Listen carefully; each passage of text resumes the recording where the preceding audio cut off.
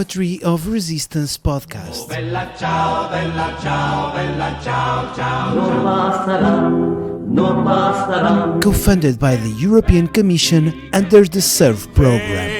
Ouvimos e lemos, não podemos ignorar.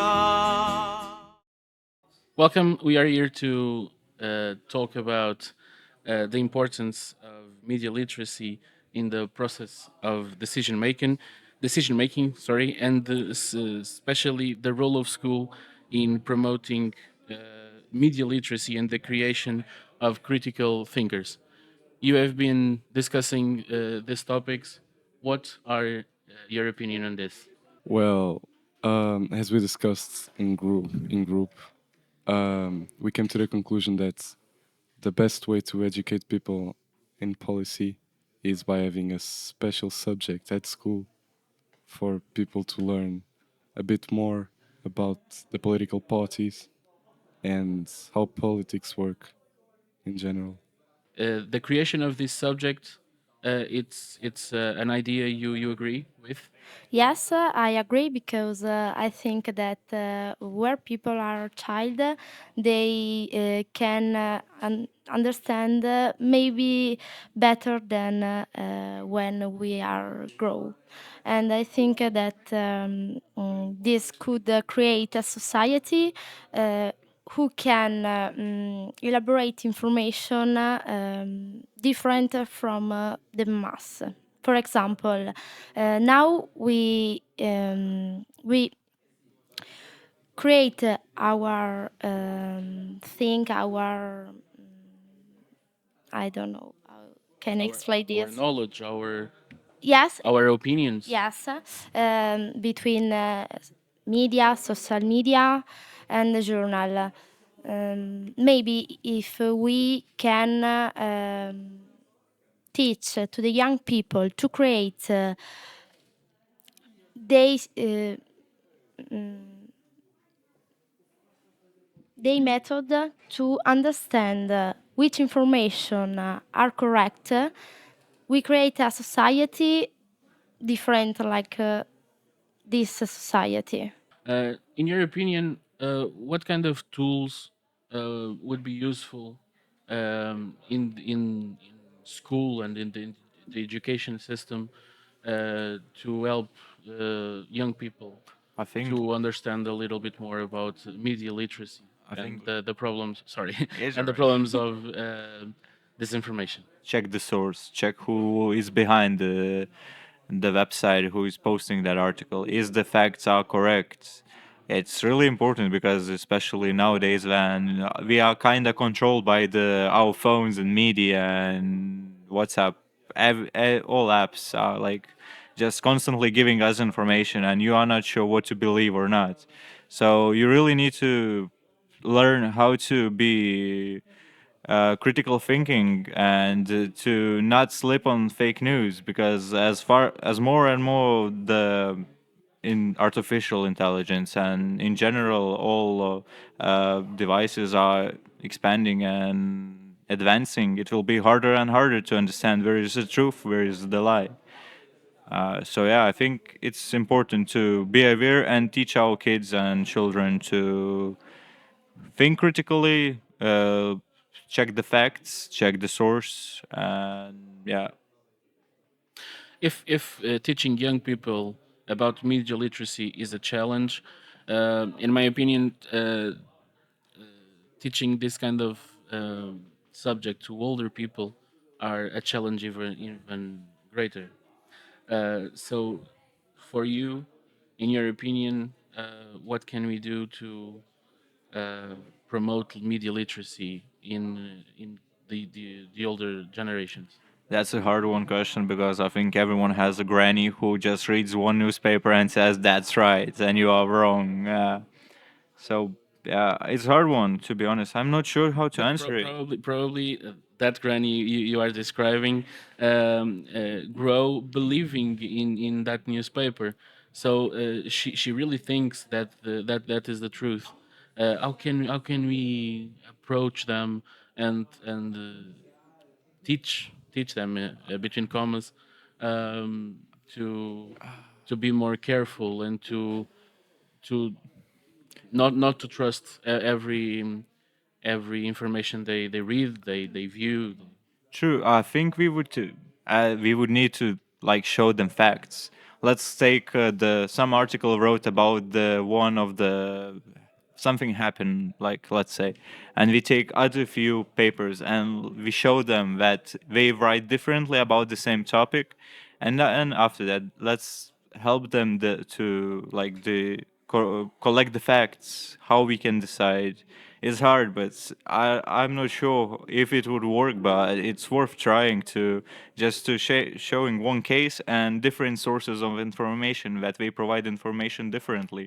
And after that, like if we know how to use computer, maybe just to show how to Google the source, the page, what who posted the post. So yeah, it's a good question, and we would need to think about it a bit more.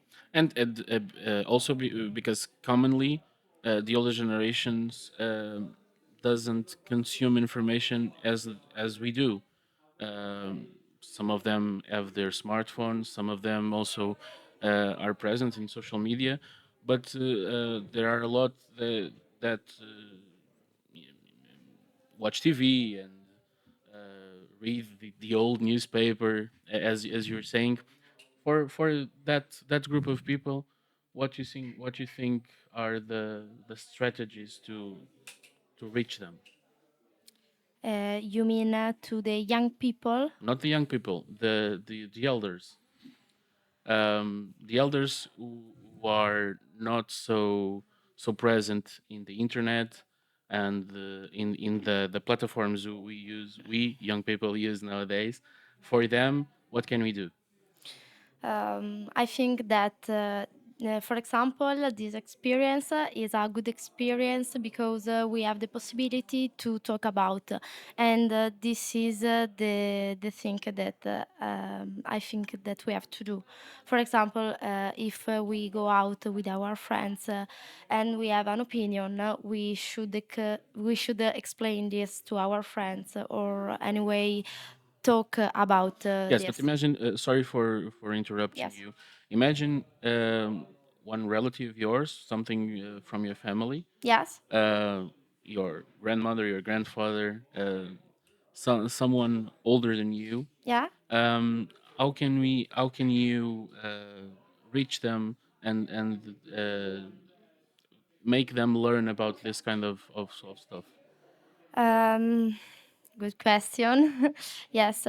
I can tell them about how I can create my opinion.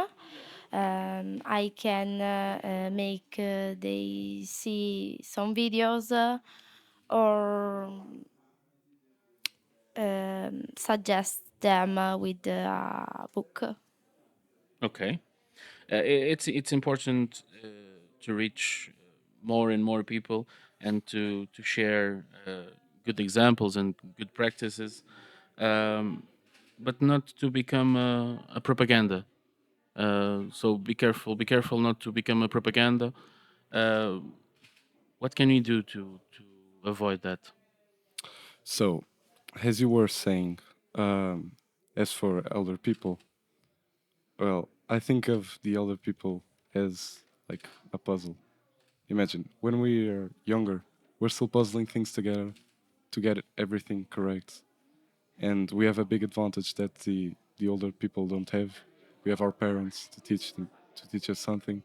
Imagine we go to a cafe and we do something that we should not, and our parents say, "Oh, don't do that." They tell us how to act, and they teach us different things that we will puzzle together, and later on, we will be able to use them. Um, well, the elder people don't have that advantage, so it's really difficult to find an answer to this question. It's really difficult to have a specific problem solver here, but I think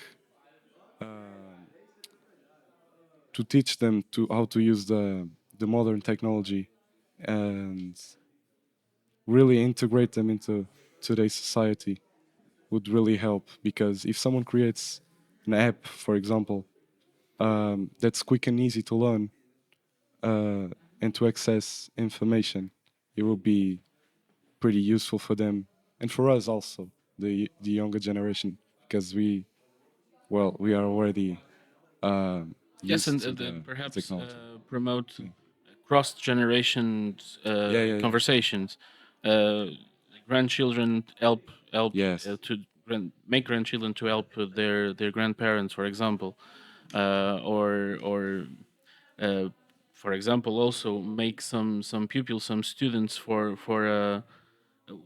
some students in a school to prepare something to present So to a their mentorship, teachers. like a Yes, mentorship. yes. But to be honest, on this topic, like when you mentorship, like mentorship used to be like older people teach younger people, and a lot of like older people are that That mindset. is not I compulsory. grew up and I know everything, and why some kid is saying me how to think and what to believe in? It would be hard, but it would be worth trying. Times are changing. Yeah. These are obviously complex questions, but I think just thinking about them, it's a huge step for us all. Thank you very much. Thank you for Thank having. you. Poetry of Resistance podcast, Bella ciao, bella ciao, bella ciao, ciao. Non basterà, non basterà. co-funded by the European Commission under the CERV program. Queremos, ouvimos e lemos, não podemos